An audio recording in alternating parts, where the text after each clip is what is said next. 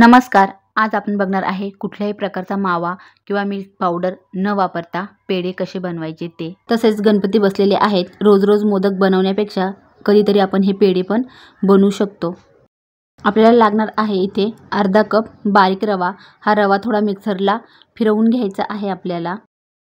थोडा मिक्सरला वाटून घेतल्यानंतर आपल्याला तो एका बाउलमध्ये काढून ठेवायचा आहे. आता आपल्याला घ्यायचा आहे अर्धा कप डेसिकेटेड कोकोनट पावडर किंवा सुकं खोबरं असतं त्याचा पाठीमागचा काळा भाग काढून घ्यायचा आणि बारीक असं किसून घ्यायचं खोबरं.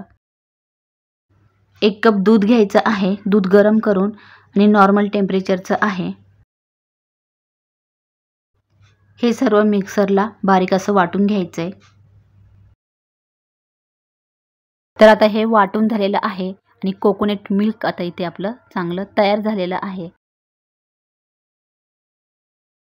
आता गॅसवरती एक कढई गरम करायला ठेवायची आहे. कढई गरम झाल्यानंतर त्यामध्ये आपल्याला 3 चमचे तूप घालून घ्यायचं आहे. तर इथे मोठे 3 चमचे तूप घालून घेतलेलं आहे मी. आता या तुपावरती जो रवा आपण मिक्सरमध्ये थोडा वाटून घेतलेला तो आपल्याला भाजून घ्यायचा आहे. अगदी गोल्डन असा नाही करायचा आहे, पण थोडासा आपल्याला 3 ते 4 मिनटं या तुपावरती हा रवा आपल्याला भाजून घ्यायचा आहे. तर इथे मला थोडंसं तूप कमी वाटलंय म्हणून मी अजून 1 चमचा तूप ॲड केलेलं आहे. अगदी रवा तुपात असा आपला भिजला पाहिजे आणि छान असा थोडासा कलर चेंज होईपर्यंत आपल्याला हा तुपावरती भाजून घ्यायचा आहे. छान बनतात याचे पेढे. तुम्ही गणपतीला किंवा कुठल्या सणाला, रक्षाबंधन वगैरे या दिवशी तुम्ही हे पेढे बनवू शकतात. तुम्हाला खाल्ल्यानंतर वाटणार पण नाही की हे रव्यापासून बनवलेले पेढे आहेत. आता इथे आपला रवा भाजलेला आहे. तर आपल्याला अर्धा कप साखर ॲड करायची आहे. अर्धा कप आपण रवा घेतलेला तर अर्धा कपच साखर घ्यायची आहे आणि व्यवस्थित चांगल्या प्रकारे मिक्स करून घ्यायची आहे. साखर चांगल्या प्रकारे मिक्स झाल्यानंतर आपण जे कोकोनट मिल्क बनवून ठेवलेलं आहे ते यामध्ये आपल्याला ॲड करायचं आहे. तुम्ही यामध्ये वेलची पूड पण ॲड करू शकता आणि हे पण चांगल्या प्रकारे मिक्स करून घ्यायचं आहे. 3 ते 4 मिनटं लागतात हे चांगल्या प्रकारे व्यवस्थित मिक्स व्हायला.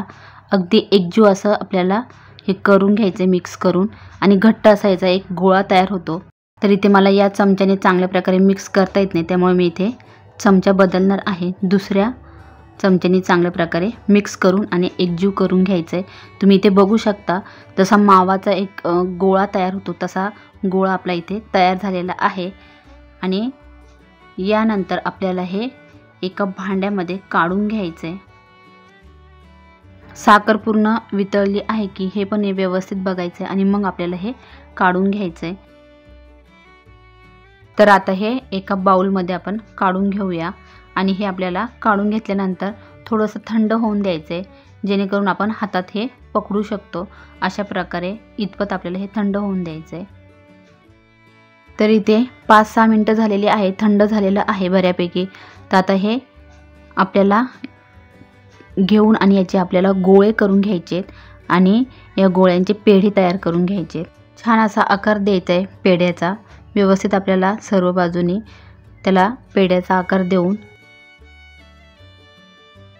आणि कोकोनट पावडरमध्ये आपल्याला हे डीप करायचे आणि त्याला एक काजू पण वरतनं लावायचं आहे. काजू, बदाम किंवा पिस्ता यापैकी तुम्ही काही लावू शकता, म्हणजे दिसायला पण अगदी छान दिसतं आणि खाताना पण खूप छान चव आहे. तुम्ही नक्की एकदा बनवून बघा. अगदी तुम्हाला यामध्ये रवा टाकलाय असं वाटणार पण नाही. छान टेस्ट लागते या पेढ्यांची. याच पद्धतीने सर्व पेढे आपल्याला बनवून घ्यायचे. गणपती पण बसलेले आहेत. नवीन रोज रोज काय प्रसाद बनवायचा, तर एक दिवस तुम्ही ही पेढे पण बनवून बघा. तर कशी वाटली तुम्हाला ही रेसिपी कमेंटमध्ये कळवा. व्हिडिओ आवडला तर लाईक करा, शेअर करा. अशाच वेगवेगळ्या नवीन रेसिपी बघण्यासाठी चॅनेलला सबस्क्राईब करा. भेटूया पुढच्या अशाच नवीन रेसिपीमध्ये. तोपर्यंत बाय बाय.